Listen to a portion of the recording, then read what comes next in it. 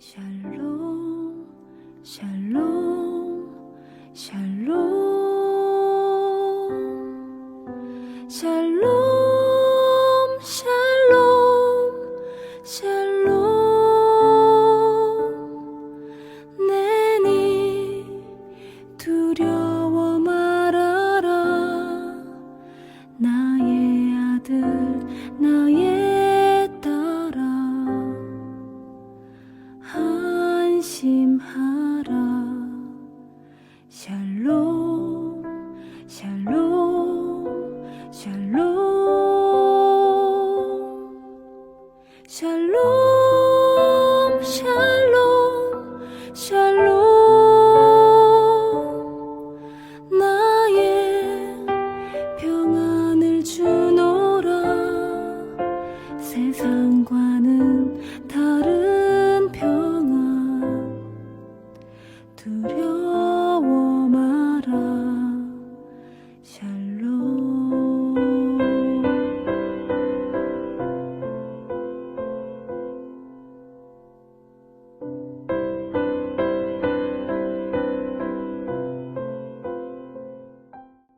6월 14일 뉘푸른 아침 예배를 하나님 앞에 올려 드리겠습니다.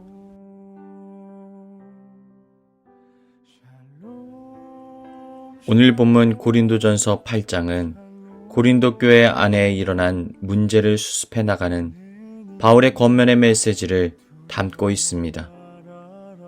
지금 고린도 교회 안에 주어진 문제가 무엇입니까? 자신도 모르게 우상에게 제물로 바쳐진 음식을 먹게 되었을 때 믿는 자들은 어떠한 방식으로 이 문제를 어떻게 대해야 하느냐는 것입니다. 당시 고린도 지역은 헬레니즘 문화 속에서 우상 숭배가 지극히 만연한 지역이었습니다. 각종 신전에서는 매일 제사가 드려집니다.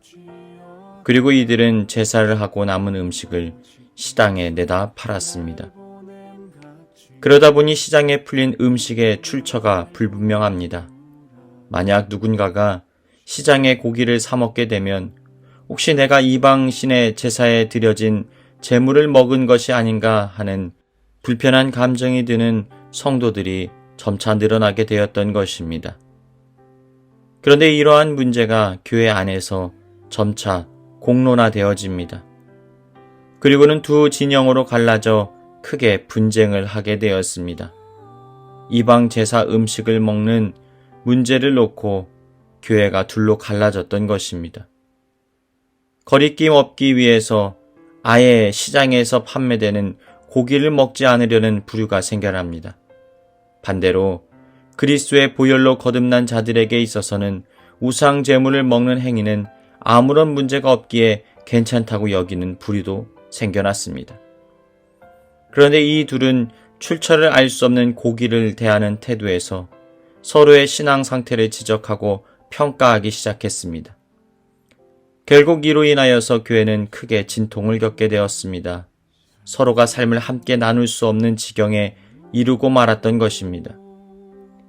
양 진영의 사람들이 서로 만나서 음식을 대접하면 대번에 문제가 발생합니다. 대접한 음식을 먹지 않겠다고 사람들이 이야기합니다. 그러다 보니 마음이 불편해집니다.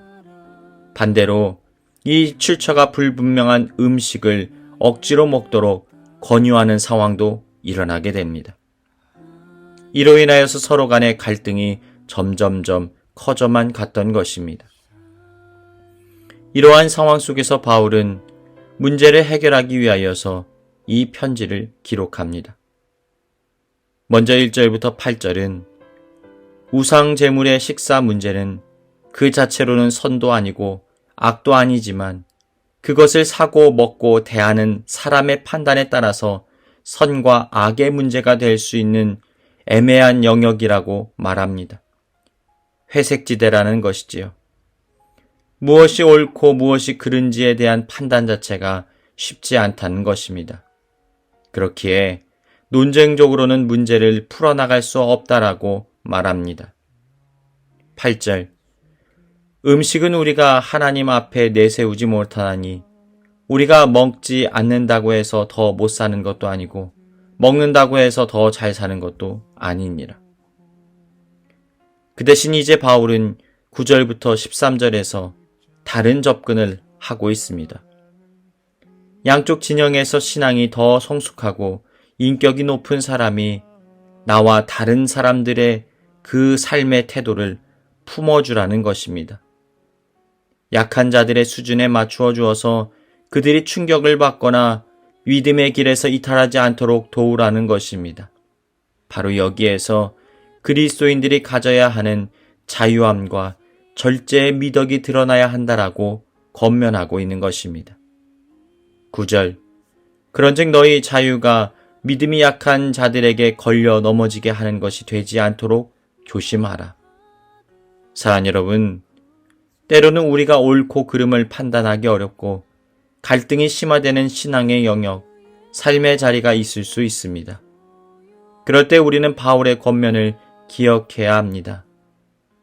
우리는 먼저 문제를 진단해야 합니다.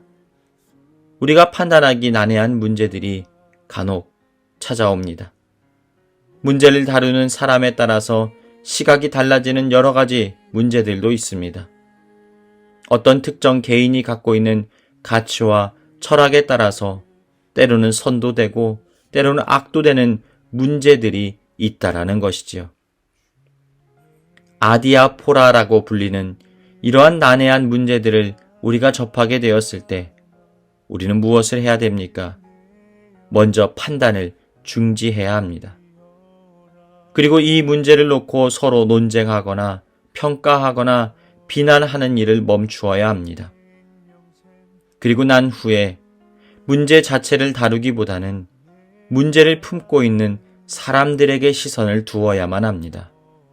그 사람이 왜 이러한 판단을 하는지, 왜 이러한 행동을 하는지를 이해하기 위하여 노력해야 합니다. 그 사람의 가치와 삶과 지나온 시간들을 바라보아야 합니다. 그리고 그가 어떠한 신앙적인 성숙함이 있는지를 또한 분별해 볼 수 있어야 합니다. 그리고 난 후에 우리는 그를 위하여 우리의 자유를 스스로 제한하여 그의 수준에 맞게 그의 필요를 채워줄 수 있어야 합니다. 이러한 방식으로 문제를 수습해 나갈 수 있다라는 것이지요.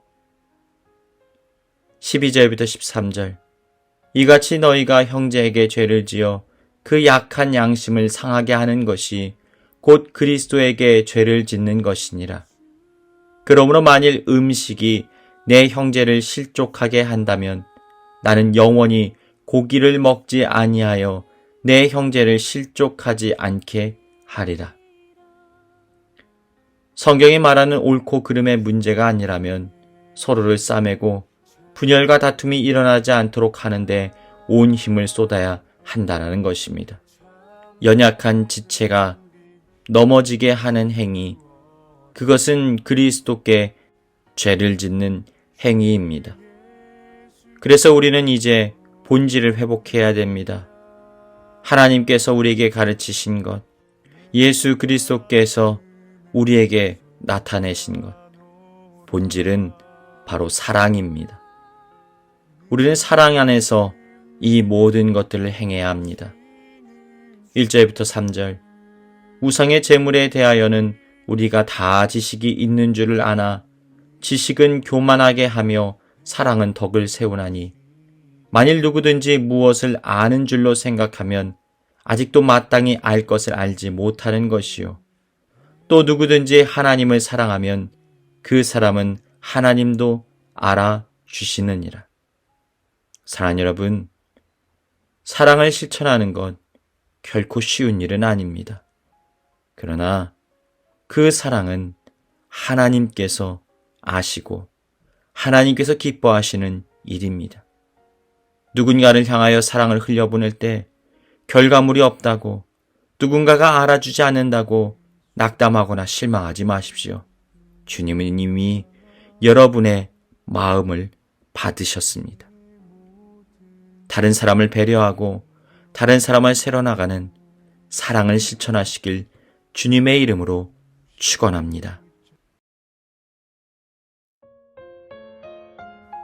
이 시간 교회에 주신 공동의 기도 제목을 가지고 다 같이 기도하시겠습니다.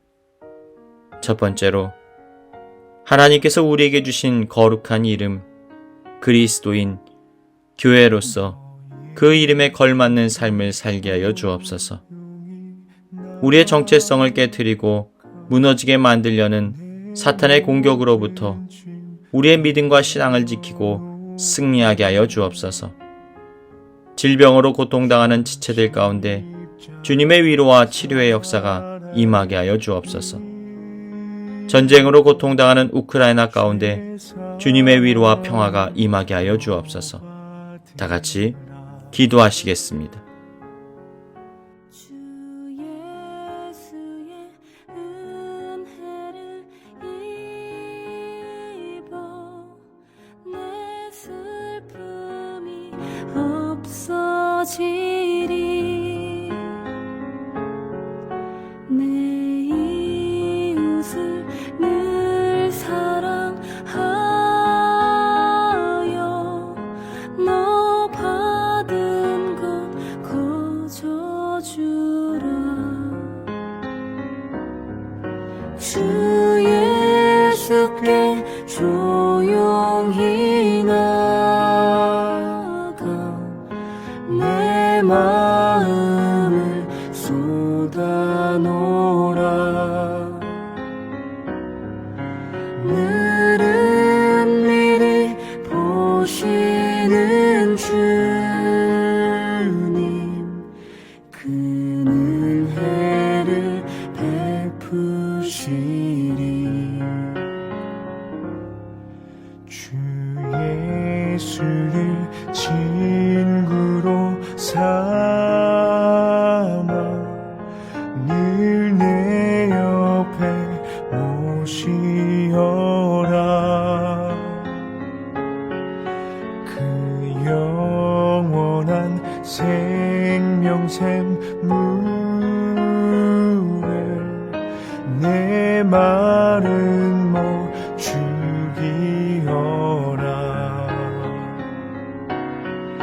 주 예수께 조용히